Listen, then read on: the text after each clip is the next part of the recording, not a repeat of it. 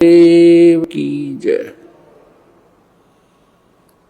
सर्वसंग से प्रार्थना है, सत्संग प्रारंभ हो रहा है। कृपया सत्संग स्थल पर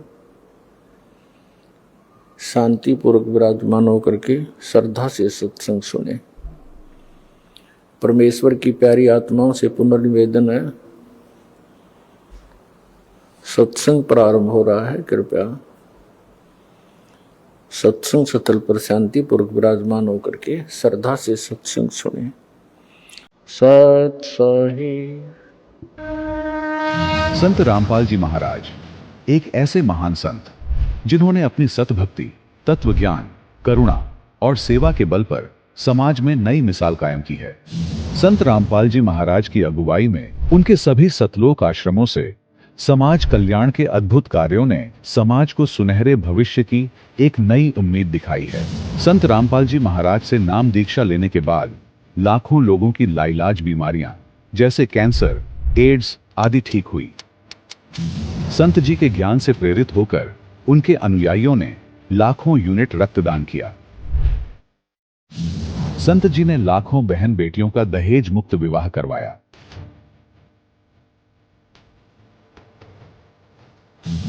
संत जी ने लाखों लोगों का नशा छुड़वाया, करोड़ों उजड़े परिवार बसे। संत जी के आश्रमों में समागम के दौरान निःशुल्क नेत्र चिकित्सा, दंत चिकित्सा प्रदान की जाती है। संत रामपाल जी महाराज द्वारा समय समय पर पर्यावरण संरक्षण के उद्देश्य से बड़े स्तर पर वृक्षारोपण किया जाता है। संत जी ने जरूरतमंदों को तत्काल राहत पहुंचाने के लिए एम्बुलेंस सेवा शुरू की। संत जी अपने अनुयायियों को देहदान के लिए प्रेरित करते हैं, जिससे मानवता की सेवा और चिकित्सा क्षेत्र में सुधार हो सके। संत रामपाल जी महाराज के सभी आश्रमों में हर रोज निःशुल्क भंडारा आयोजित किया जाता है, जहां हर वर्ग, हर जाति और हर धर्म के लोग एक साथ बैठकर भोजन करते हैं।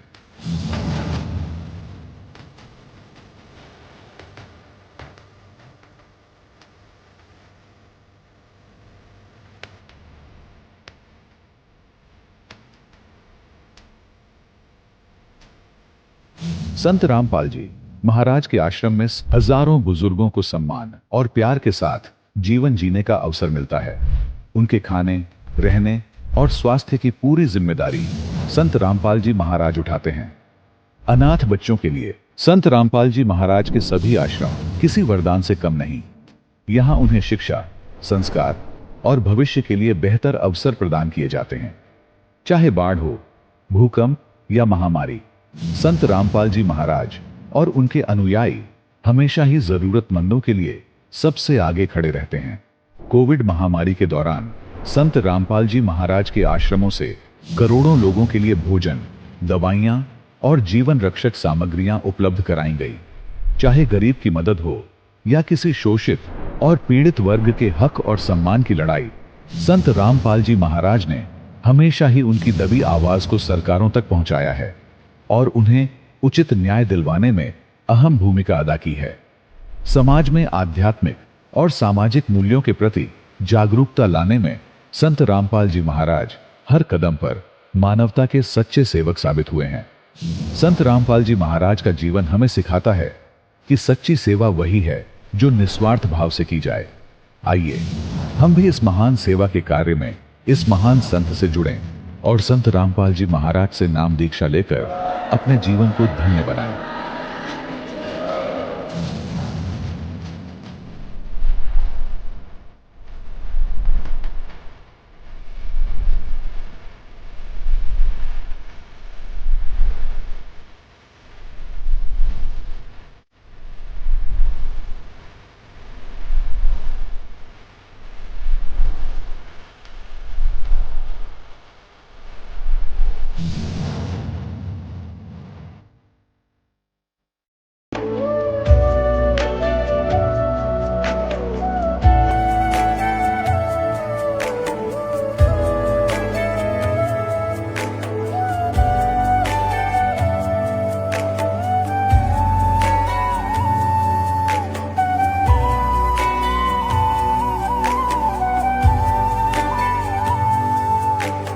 कौन ब्रह्मा का पिता है, कौन विष्णु की मां, शंकर का दादा कौन है, हमको दे बता। ये जानने के लिए कृपया सुनिए।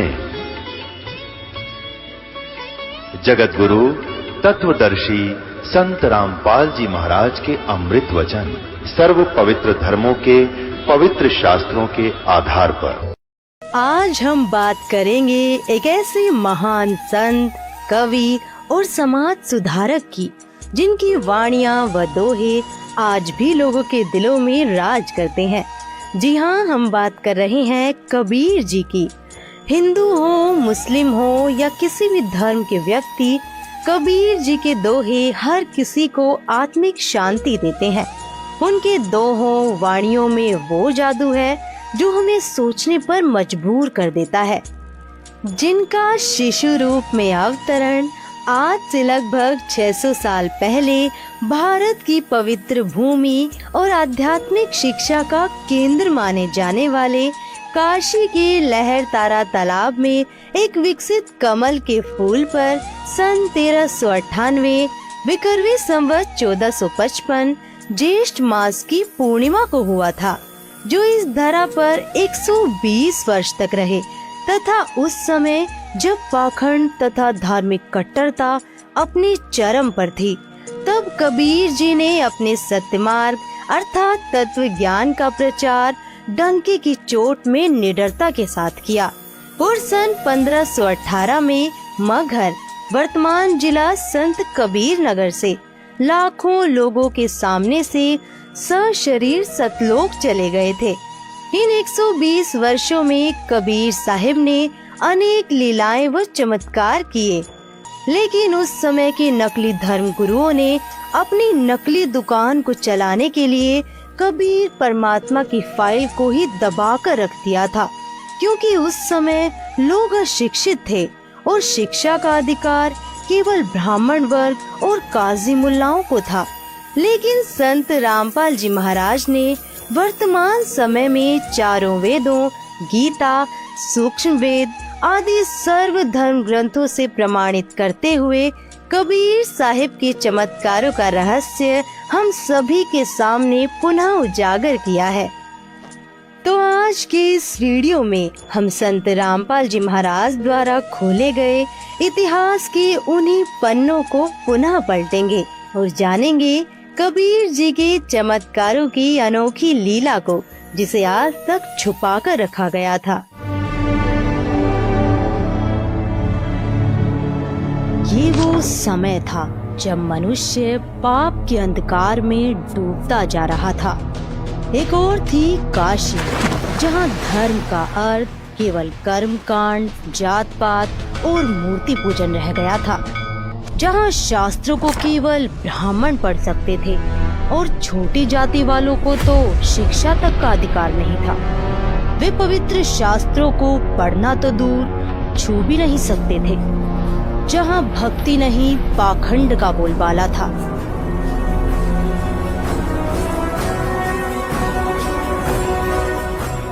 और दूसरी ओर थी दिल्ली सल्तनत, जहाँ तख्त पर बैठा था एक ऐसा सुल्तान जो खुद को आवाम का खुदा समझता था।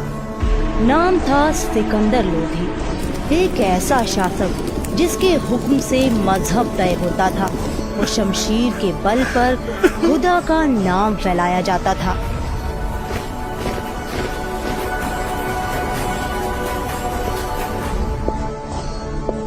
काशी में ब्राह्मणवाद की जंजीरें थी, दिल्ली में इस्लामी सल्तनत की तलवारें। एक तरफ पंडितों का दंभ, दूसरी ओर मुल्लाओं की साजिशें। लेकिन जब पूरा समाज धर्म के नाम पर भ्रमित हो जाए, जब ईश्वर का नाम सिर्फ कुछ वर्गों की जागीर बन जाए, तब स्वयं परमेश्वर अधर्म का नाश करने और धर्म को बचाने इस धरा पर अवतरित होते हैं। ज्येष्ठ मास की पूर्णिमा को सन 1398 अर्थात विक्रमी संवत 1455 को सुबह ब्रह्म मुहूर्त में कबीर परमेश्वर सतलोक से सशरीर आकर शिशु रूप में लहरतारा तालाब में कमल के फूल पर विराजमान हुए। जिस कार्य को करने के लिए परमात्मा इस धरा पर अवतरित होते हैं, उसे वह बचपन से ही शुरू कर देता है। वह कार्य है तत्व ज्ञान। ना मेरा जन्म ना गर्भ बसेरा, बालक बन दिखलाया। काशी नगर जल कमल पे डेरा, तहाँ जुलाहे न पाया। मात पिता मेरे कछु नाही, ना मेरे घर दासी। जुल्हे का सुत आन कहाया, जगत करे मेरी हासी। जो ना धर्म बदलवाते थे ना तलवार चलाते थे, उनकी वाणी ही तलवार थी और उनका तत्व ज्ञान था अधर्म और क्रूरता का अंत। कबीर जी कहा करते थे कि विश्व के सब प्राणी परमात्मा के बच्चे हैं। जिनको मानव का जन्म मिला हुआ है वे भक्ति के अधिकारी हैं। काल ब्रह्म यानी ज्योति निरंजन ने सब मानव को काल जाल में रखने के लिए बुरे कर्मों पर दृढ़ कर रखा है। गलत व अधूरा अध्यात्म ज्ञान अपने दूतों, नकली धर्म गुरुओं द्वारा जनता में प्रचार करवा रखा है, जिससे पाप कर्म बढ़े। धर्म के नाम पर इन काल के दूतों ने ऐसे कर्म प्रारंभ करवा रखे हैं, जैसे हिंदू श्रद्धालु भैरव, भूत, माता आदि की पूजा के नाम पर बकरे, मुर्गे, झोटे आदि की बलि देते हैं, जो पाप के अतिरिक्त कुछ नहीं है। इसी प्रकार मुसलमान अल्लाह के नाम पर बकरे, गाय, मुर्गे आदि की कुर्बानी देते हैं, जो कोरा पाप है। कबीर जी समझाते हुए कहते थे, सुन का जी राजी नहीं, पाप कर्म से खुदाए। गरीबदास की सोकम से पकड़ पछाड़ी गाए। गऊ हमारी माता है, पीवत जिसका दूध। गरीबदास का जी को टल पतल किया औजूद। गऊ अपनी अम्मा है, तापर छुरी निभा है। गरीबदास गिरत दूध को सभी आत्म खा है। ऐसा खाना खाइए माता कहनी पीरे। गरीबदास दर गए सरे, गल में पड़े जंजीरे। दोनों दिन दया करो मानो बचन हमार। गरीबदास गो सूर में एक बोलन हार। हिंदू झटके मारे ही मुस्लिम करे हलाल। गरीबदास दो दिन का पोशी हाल बेहाल। सुन मुल्ला उपदेश तुम कुफर करे दिन रात। गरीबदास हक बोलता मारे जीव अनाथ। इन वाणियों में कबीर जी ने काजियों, मुल्लाओं से कहा कि गऊ हमारी माता है जिसका सब दूध पीते हैं। हे दुष्ट काजी, तूने गाय को काट डाला। गाय आपकी तथा अन्य सब की माता है, क्योंकि जिसका दूध पिया वह माता के समान आदरणीय है। इसको मत मार। इसके घी तथा दूध को सब धर्मों के व्यक्ति खाते पीते हैं। ऐसे खाना खाइए जिससे माता को अर्थात गाय को दर्द न हो। ऐसा पाप करने वाले को परमात्मा के दरबार में जंजीरों से बांधकर यातनाएं दी जाएंगी। हे काजी व मुल्ला, आप गाय को मारकर पाप के भागी बन रहे हो। आप बकरा, मुर्गा मारते हो, यह भी महापाप है। गाय के मारने से अल्लाह खुश नहीं होता, उल्टा नाराज होता है। आपने किसके आदेश से गाय को मारा है? कबीर जी के ऐसे हितकारी वचन सुनकर काजी तथा मुल्ला कबीर जी के साथ वाद विवाद करने लगे। उस दिन दिल्ली का बादशाह सिकंदर लोधी काशी नगर में आया हुआ था। 5-10 हजार मुसलमान मिलकर सिकंदर लोधी के पास विश्राम गृह में गए।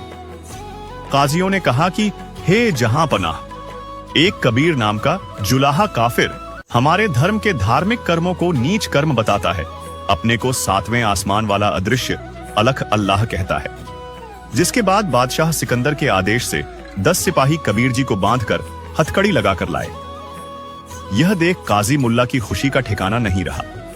गर्व से पगड़ी ऊंची कर ली। बोले कि हे राजन, यह जुलाहा पूर्ण रूप से काफिर, दुष्ट है। यह मांस भी नहीं खाता। इसके हृदय में दया नाम की कोई वस्तु नहीं है। दर्शकों, जरा विचार करो, मांस खाने वाले ये दुष्ट काजी मुल्ला उस परमात्मा को तो कह रहे हैं कि यह मांस भी नहीं खाता, जबकि जीव हिंसा करने वाले, मांस खाने वाले वे स्वयं निर्दयी थे। जिसके बाद सिकंदर लोधी ने एक गर्भवती गाय को तलवार से मार दी, जिससे गाय और उसके गर्भ के बच्चे के 2-2 टुकड़े हो गए। राजा सिकंदर बोला कि हे काफिर, तू अपने को अल्लाह कहता है। यदि अल्लाह है तो इस 2 टुकड़े हुई गाय को जीवित कर दे। हमारे नबी मोहम्मद ने मृत गाय को जीवित किया था। जीवित कर, नहीं तो तेरे टुकड़े कर दिए जाएंगे। अब चुपचाप क्यों बैठा है? दिखा अपनी शक्ति। तब कबीर जी ने कहा, हम ही अलख अल्लाह हैं, कुतब घोष अरू पीर, गरीब दास खालिक धनी, हमरा नाम कबीर, चुटकी तारी थाप दे, गऊ जिवाई बेग, गरीब दास दूझन लगी, भरी दूध की देग। कबीर परमात्मा बोले कि मैं अदृश्य परमात्मा हूं, मैं ही संत तथा सद्गुरु हूं। मेरा नाम कबीर अल्लाह अकबर है। मैं खालिक अर्थात संसार का मालिक हूं। मैं कबीर सर्वव्यापक हूं।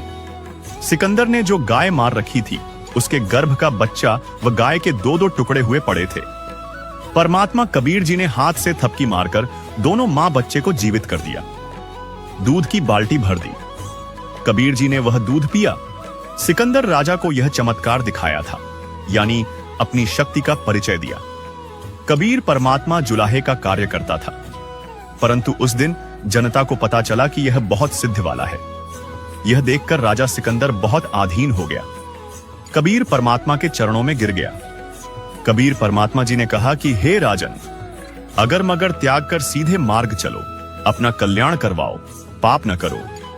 जब राजा सिकंदर ने परमात्मा कबीर जी के चरणों में लेटकर प्रणाम किया तो काजी मुल्ला भाग गए। परमात्मा सामने था, उससे द्वेष कर रहे थे। राजा सिकंदर ने परमात्मा कबीर जी को पालकियों में बैठाकर सम्मान के साथ उनके घर भेजा।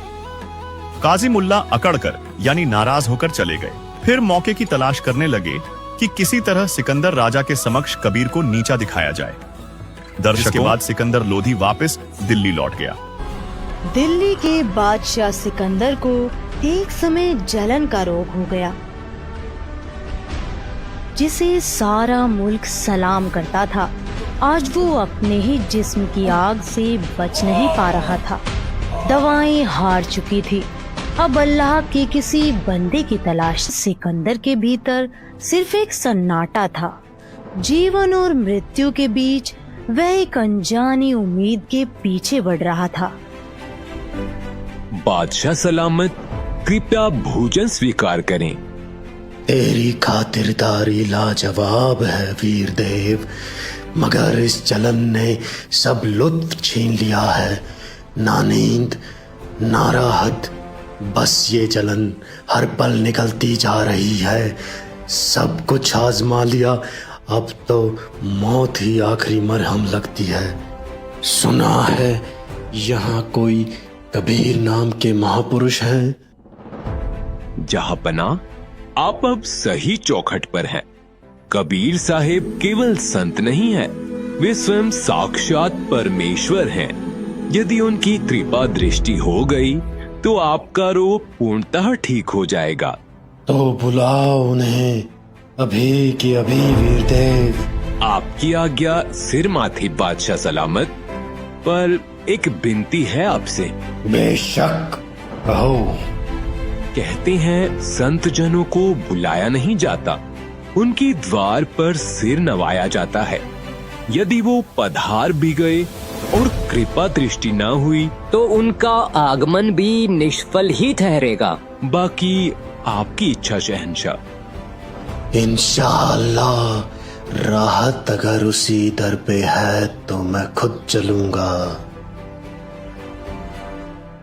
शाम ढल रही थी। काशी की गलियां धीरे धीरे मौन में डूब रही थी। वीरदेव सिंह जानता था यही वो वेला है जब स्वयं परमेश्वर कबीर जी अपने औपचारिक गुरु स्वामी रामानंद जी के आश्रम में प्रतिदिन आरती करने के लिए आते थे। और आज उसी आश्रम के द्वार पर खड़े थे काशी के नरेश और दिल्ली का क्रूर सुल्तान सिकंदर लोधी। परमात्मा से मिलने की घड़ी समीप थी। जब वहां पहुंचे तो मालूम हुआ कि कबीर जी अभी आश्रम नहीं लौटे। राजन, इस घड़ी वो जरूर पधारते हैं। जब तक कबीर जी तशरीफ लाएं, क्यों ना यहीं आश्रम में कुछ देर इंतजार कर लें। सेवक, निवेदन करो स्वामी जी से, दिल्ली के बादशाह उनके दर्शनों के इच्छुक हैं और कबीर जी का इंतजार भी यहीं उनके आश्रम में करना चाहते हैं। सेवक भीतर गया और निवेदन सुनाया, पर वहाँ उत्तर नहीं, अपमान मिला। रामानंद जी जो मुसलमानों से घृणा करते थे, कह दो उन मांस खाने वाले पापी मलेच्छों की शक्ल भी नहीं देखता मैं। अगर बैठना है तो बाहर बैठ जाए। अगर ये महात्मा दिल्ली के ताज की तौहीन कर सकता है तो न जाने आम मुसलमानों के साथ कैसा सलूक करता होगा। अभी सबक सिखाता हूँ इसे। कृपया संयम रखिए बादशाह सलामत। गुस्से ने उसकी अक्ल पर पर्दा डाल दिया और एक ही वार में उसने रामानंद जी का कत्ल कर डाला।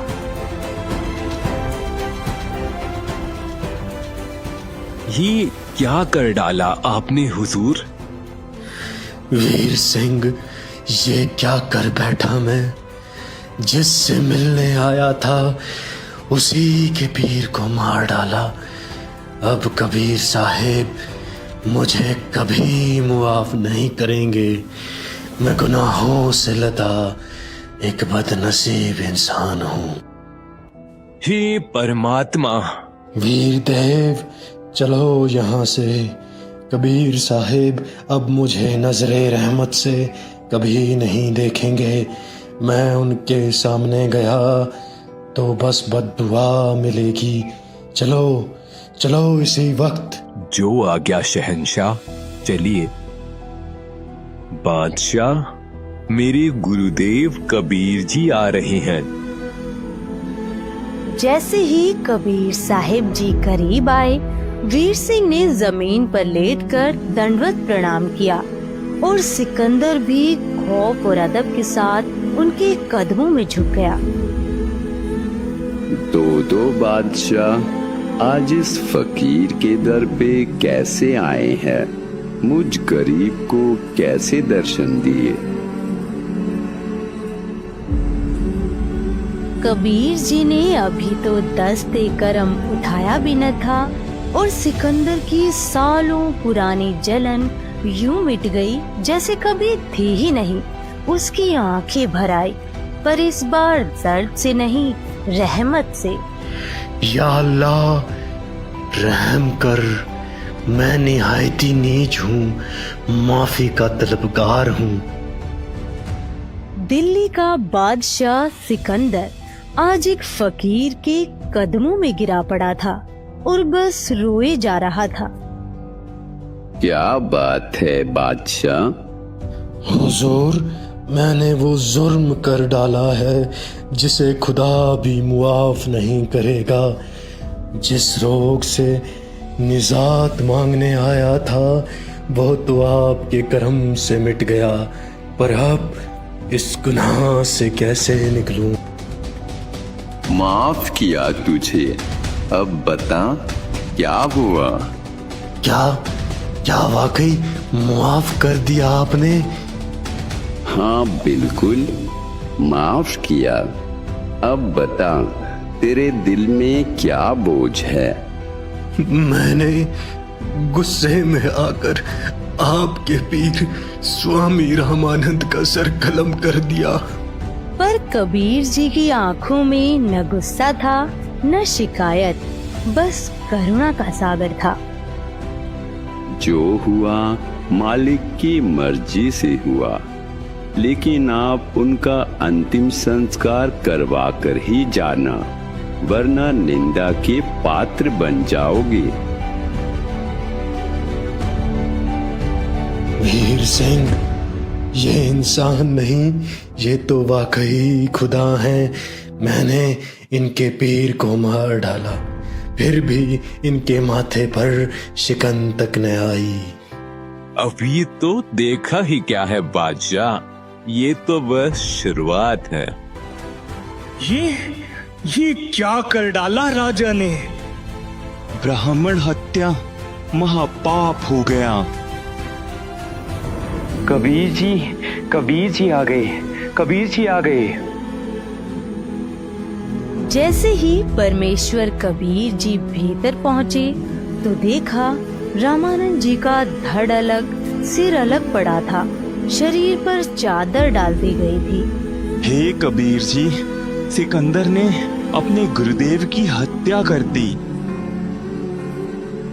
अरे नादानो, जिसके कर्मों में जो लिखा हो वो तो उसी के हाथों पूर्ण होता है।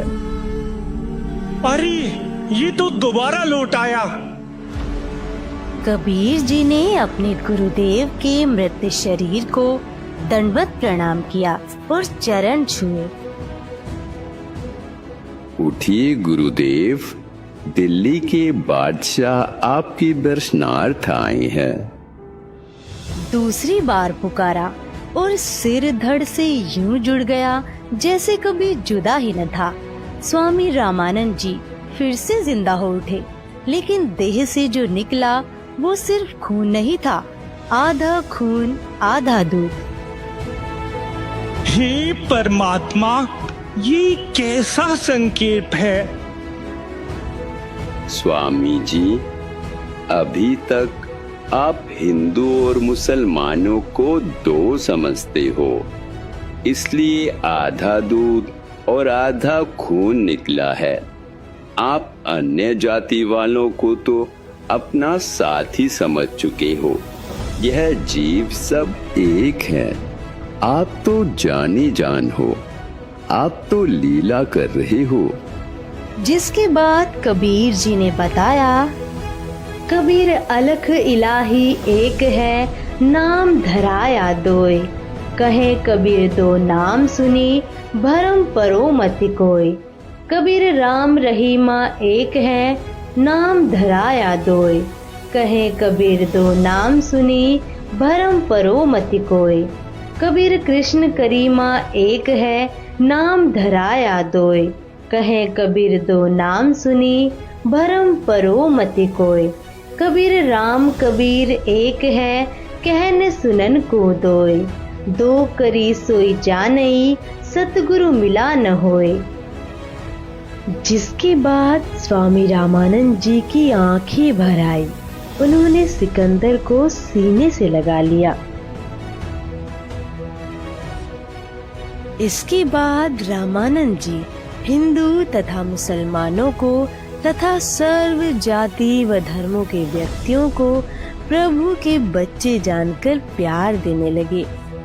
दिल्ली के बादशाह सिकंदर लोधी के साथ उनका धार्मिक पीर शेख तकी भी बनारस गया था, लेकिन वह हिंदू संतों से बहुत ईर्ष्या करता था तथा उन्हें व उनके शिष्यों को काफिर कहता था। इसलिए वह सिकंदर लोधी और वीरदेव सिंह के साथ स्वामी रामानंद जी के आश्रम नहीं गया था और वीरदेव सिंह के महल में बने विश्राम गृह में ही रुका। सिकंदर लोधी विश्राम गृह में आकर शेख तकी से, पीर जी, मेरा लाइलाज रोग जिसे कोई भी शफा न दे सका, इन्होंने बस एक नजरे करम से रफा कर दिया। और ऐसे भी पीर जी, उन्होंने मेरे सामने मेरे ही हाथों कत्ल किए गए उनके गुरुजी को फिर से जिंदा कर दिया। शेख तकी जलन से भर उठा और कहने लगा, अगर ये कबीर अल्लाह है तो मैं इसका इम्तिहान लूंगा।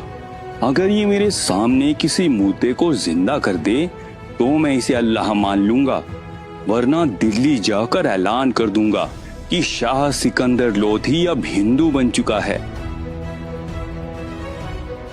सिकंदर लोधी ये सुनकर परेशान हो गया। उसे डर था कि अगर शेख तकी ने ऐसा कर दिया तो पूरे मुल्क में बगावत छिड़ जाएगी।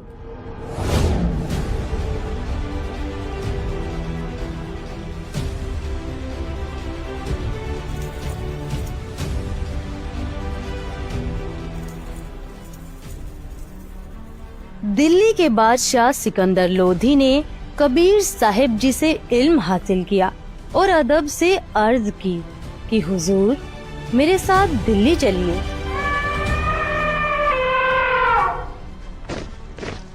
बादशाह ने कबीर जी को अपने साथ हाथी की अंबारी में बैठाया, जिसमें बादशाह के सिवा किसी को बैठने की इजाजत नहीं थी।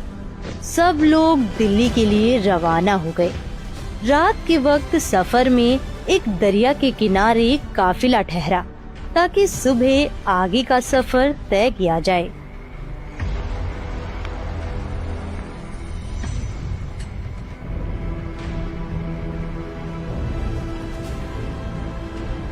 शेख तकी बादशाह सिकंदर से बेरुखी से पेश आ रहा था। क्या मामला है पीर जी? तुझे नहीं पता इस कबीर काफिर को अपने साथ क्यों रखा है? ये काफिर नहीं, अल्लाह है पीर जी। अच्छा, अब अल्लाह इंसानी शक्ल में आ गया। अल्लाह ऐसे हैं पीर जी? आखिर आपको? पीर जी, आप इत्मीनान रखें। फिर कबीर साहब ने मुर्दे की तरफ हाथ बढ़ाया और इशारा किया। हे जीवात्मा, जहाँ कहीं भी है, कबील हुक्म से इस शरीर में प्रवेश कर और बाहर आ। बस इतना कहना था कि मुर्दे की जिस्म में हलचल हुई और वो बच्चा जिंदा होकर कबीर साहिब के सामने आ खड़ा हुआ। उसने कबीर साहिब के कदमों में सजदा किया। इस अनोखे वाक़े को देखकर सभी दंग रह गए। कबीर साहिब ने तो कमाल कर दिया। इस तरह उस बच्चे का नाम कमाल रख दिया गया। कबीर साहिब ने उसे अपने साथ रखा और बेटे की तरह उसकी परवरिश की। फिर काफिला दिल्ली की तरफ रवाना हुआ। धीरे धीरे ये खबर दूर दूर तक फैल गई कि कबीर साहिब ने एक मुर्दे को जिंदा कर दिया। शेख तकी अंदर ही अंदर सुलग रहा था। उसे लगा ये कबीर अब खतरा बन चुका है। मेरी बेटी भी तो थी, दफन है अब तक वहीं। ये कबीर तो बस एक जादूगर है। अपने जंतर मंतर से बादशाह की अक्ल पर पर्दा डाल दिया है। अगर तुम ठहरिए पीर जी। हे जीवात्मा, जहाँ कहीं भी है, कबील हुक्म से इस शरीर में प्रवेश कर और बाहर आ। बस इतना फरमाना था कि लाश में हलचल हुई और लड़की जिंदा होकर बाहर आ गई।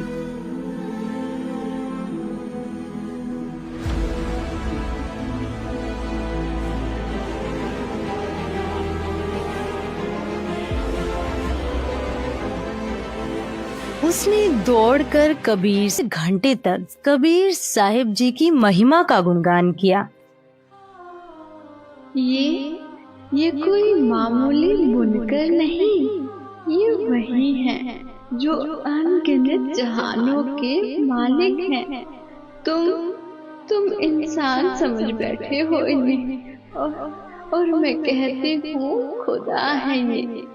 इनके कदमों में गिरकर अपनी रूह को निजात दिलाओ, वरना ये मौका फिर कभी न मिलेगा। यही रास्ता है उस जहां तक पहुंचने का, जहां कभी मौत नहीं आती। इस काल के फंदे से निजात सिर्फ एक के पास है। बंदी छोड़ कबीर साहिब, ना व्रत ना रोजा ना तीर्थ ना इबादत, कुछ भी नहीं छुड़ा सका मुझे उस अजाब से।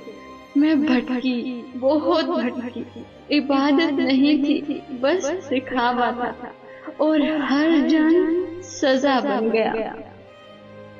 बेटी, अब जाओ अपने पिता के पास। मेरे असली वालिद तो आप हैं। इसने तो मुझे जमीन में दफन कर दिया था। अब इसका और मेरा हिसाब बराबर हो चुका है। कबीर साहब ने तो एक बार फिर कमाल कर दिखाया। सच कहीं ये कोई इंसान नहीं, खुदा है। कब्र से जिंदा उठा दिया। ऐसी करामात तो सुनी भी न थी कभी। कबीर परमेश्वर ने लड़की का नाम कमाली रखा और उसे अपनी बेटी की तरह अपनाया। उन्होंने उसे नाम दीक्षा दी और हजारों लोगों ने उसी वक्त कबीर जी से उपदेश ग्रहण किया। अब तो मेरी तमाम इज्जत मिट्टी में मिल गई। शेख तकी ने देखा कि कबीर साहिब जी की शान दिन ब दिन और भी बढ़ रही है, मगर उसकी ईर्ष्या कम नहीं हुई। हर हाल में वो यही चाहता था कि कबीर साहिब को कैसे नीचा दिखाया जाए। इतनी बड़ी करामात देखने के बावजूद भी उसकी आंखें नहीं खुली। खुदा सामने खड़े थे, मगर गुरूर और हसद की चादर ने उसकी आंखों पर पर्दा डाल रखा था। कुछ दिनों बाद शेख तकी ने फिर से मुसलमानों को इकट्ठा किया और ऊंचे स्वर में ऐलान किया,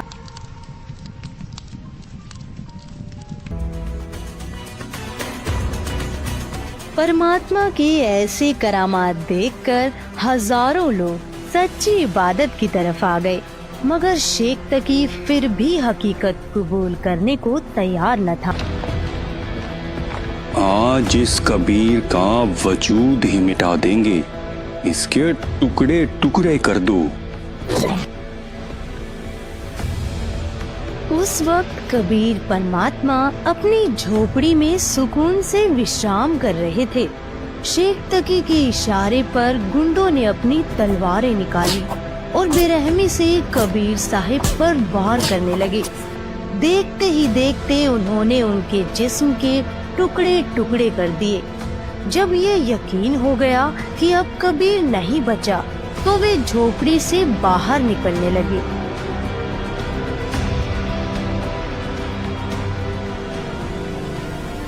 पीर जी, दूध पीकर जाना, ऐसे थोड़े ही जाते हैं। ये आवाज सुनते ही शेख तकी और उसके गुंडों के रोंगटे खड़े हो गए। जब वे पलटे तो देखा कबीर साहिब पूरी तरह सलामत खड़े मुस्कुरा रहे थे। उनके चेहरे पर नूर बरस रहा था। ये देख शेख तकी और उसके गुंडों के पैरों तले जमीन खिसक गई। डर के मारे सभी वहाँ से भाग खड़े हुए। उनकी रूह तक कांप गई। लेकिन इस खौफ का असर ये हुआ कि उन गुंडों को तेज बुखार चढ़ गया। कई दिनों तक उनका बदन जलता रहा, बेचैनी से तड़पते रहे। तब खुद कबीर परमेश्वर उनकी मदद के लिए पहुँचे। उनके सिर पर आशीर्वाद भरा हाथ रखा। बेवकूफों, ये पीर तुम्हें मरवा कर छोड़ेगा। ये तुम्हें गुमराह कर रहा है। कबीर परमेश्वर की वाणी में इतनी शक्ति थी कि उनके वचन सीधे उन गुंडों के हृदय में उतर गए। उनका बुखार शांत हुआ और उनकी आंखों से पर्दा उठने लगा। उन्होंने अपनी गलतियों के लिए क्षमा मांगी और उसी क्षण से परमेश्वर कबीर के चरणों में स्वयं को समर्पित कर दिया। दर्शकों, कबीर साहिब इस धरा पर 120 वर्ष तक रहे। इस दौरान उन्होंने अनेक चमत्कार किए। कबीर परमेश्वर की अनेकों अनहोनी लीलाओं से प्रभावित होकर उनके हिंदू व मुस्लिम दोनों धर्मों के 64 लाख शिष्य बन गए थे। लेकिन परमेश्वर तो भूत भविष्य तथा वर्तमान की जानते हैं। उनको पता था कि ये सब चमत्कार देखकर तथा इनको मेरे आशीर्वाद से हुए भौतिक लाभों के कारण मेरी जय जयकार कर रहे हैं, परंतु इनको मुझ पर विश्वास नहीं है कि मैं परमात्मा हूं। एक वैश्या जो काशी में बहुत बदनाम थी, उसे एक दिन कबीर परमात्मा का सत्संग इत्तेफाक से सुनने को मिल गया और फिर उसने कबीर परमात्मा से उपदेश लिया और सारी बुराई त्याग दी तथा प्रतिदिन सत्संग सुनने आने लगी। लेकिन कबीर जी के विवेकहीन शिष्य उस बहन को धमकाने लगे कि तू न आया कर सत्संग में, तू एक बदनाम औरत है, इससे गुरुजी बदनाम हो जाएंगे। यह बात जब उस बहन ने कबीर जी से बताई तो कबीर जी ने सत्संग में सभी को समझाया कि कुश्ती होवे संत बंदगी कीजिए, हो वैश्या कै विश्वास चरण चित दीजिए। यही बात श्रीमद् भगवद गीता में अध्याय 9 श्लोक 30 में कहा कि यदि अतिशय दुराचारी व्यक्ति भी क्यों न हो, यदि उसका परमात्मा में विश्वास है और साधना करता है तो उसको साधु महात्मा के समान समझना चाहिए। इस प्रकार परमेश्वर कबीर जी संकेत करके उन दुर्बुद्धि शिष्यों को समझाना चाहते थे, परंतु वे लोकलाज को परमात्मा के वचनों से अधिक तवज्जो देते थे। वे खुलकर तो सतगुरु जी को कह नहीं पाते थे, परंतु उस लड़की को अवश्य बाधा करते बता रहे थे कि देखो, बड़े बड़े उपदेश दिया करता कबीर जुलाहा, आज इसकी पोल पट्टी खुल गई है। ये लोग सत्संग के बहाने ऐसे कर्म करते हैं। काशी के व्यक्ति कबीर जी के शिष्यों को पकड़ पकड़ लाकर दिखा रहे थे कि देख तुम्हारे परमात्मा की करतूत। शराब पी रहे हैं, वैश्या को लिए सरेआम घूम रहा है। यह लीला देखकर वे 64 लाख नकली शिष्य कबीर जी को त्याग कर चले गए। पहले वाली साधना करने लगे, लोक लाज में फंसकर गुरु विमुख हो गए। कबीर परमेश्वर जी की यह लीला देखकर काशी के लोग कहने लगे कि यह जुलाहा भ्रष्ट हो गया है, भरे बाजार में दिन के समय शराब पीकर वैश्या के साथ घूम रहा है, लोक लाज समाप्त कर दी है, हमारी बहन बेटियों का बाहर निकलना मुश्किल कर दिया है। बाप बेटी भाई बहन कैसे यह अभद्र क्रिया सहन करेंगे? चलो राजा से शिकायत करेंगे। और विशेषकर परमात्मा ऐसी लीला उस दिन किया करते थे जिस दिन दिल्ली का सम्राट सिकंदर लोधी काशी बनारस में अपने दौरे पर जाता था। उन दिनों में दिल्ली का सम्राट यानी पूरे भारत का राजा, वो भी अपने छोटे राजाओं की खबर लेने के लिए, जैसे काशी का नरेश वहां उसमें वीर देव सिंह बघेल थे, तो उनके पास जाते रहते थे। उनकी सारी राजकाज की वो नजर रखते थे क्योंकि वो सब उनके अंतर्गत होते थे। उसी समय परमात्मा ने ये लीला की। सभी हिंदू धर्म के आचार्य, शंकराचार्य और अन्य जितने मंडलेश्वर थे उनका सबका दाव लग गया।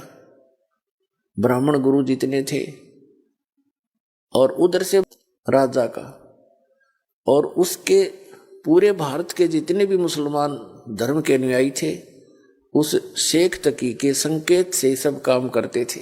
वो इतना उसको मानते थे और वो सिकंदर लोधी के साथ ही जाता था। वो भी पहुंचा हुआ था।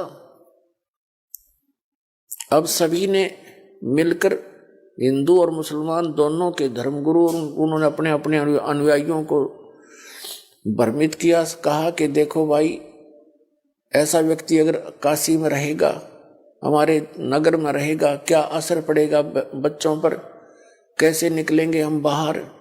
चलो राजा सिकंदर लोधी आया है, उसके सामने हम अपनी अर्ज करेंगे और इसको कठिन दंड दिलवाएंगे। वीर देव सिंह बघेल जो काशी नरेश थे, वो भी परमात्मा कबीर जी के शिष्य हो चुके थे। उनकी लीला देखकर, उनकी शक्ति देखकर, उनके ज्ञान को से परिचित होकर दिल्ली के सम्राट सिकंदर लोधी भी कबीर परमात्मा जी के शिष्य हो चुके थे।